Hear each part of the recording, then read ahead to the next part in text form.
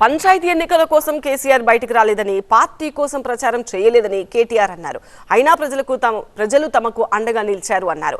అయితే ఈ వ్యాఖ్యలకు కౌంటర్ ఇచ్చారు కేంద్ర మంత్రి బండి సంజయ్.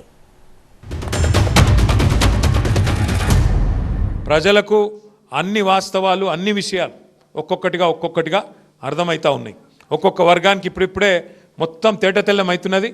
అన్ని విషయాలు వివరంగా అర్థమవుతున్నాయి. ప్రజలు ఎదురు చూస్తున్నారు. ఇప్పుడు నిజానికి ఈ ఎలక్షన్లో కేసీఆర్ గారు కాలు బయట పెట్టలే, ఒక మాట కూడా టీవీలో కూడా చెప్పలే. కానీ మన సింబల్ కూడా లేదు, కారు గుర్తు కూడా లేదు. కానీ మనోళ్ళు ఎక్కడికక్కడ వీరోచితంగా అద్భుతంగా కొట్లాడి ఇవాళ మొత్తం రాష్ట్రంలో అద్భుతమైన రిజల్ట్ తీసుకొని వచ్చినారు. దానివల్ల ఇవాళ ప్రభుత్వమే వెనుకకు పారిపోయే పరిస్థితున్నది. కేసీఆర్నా మీకు కేసీఆర్ ఎక్కడ కనబడ్డా అమ్మ చెప్పు.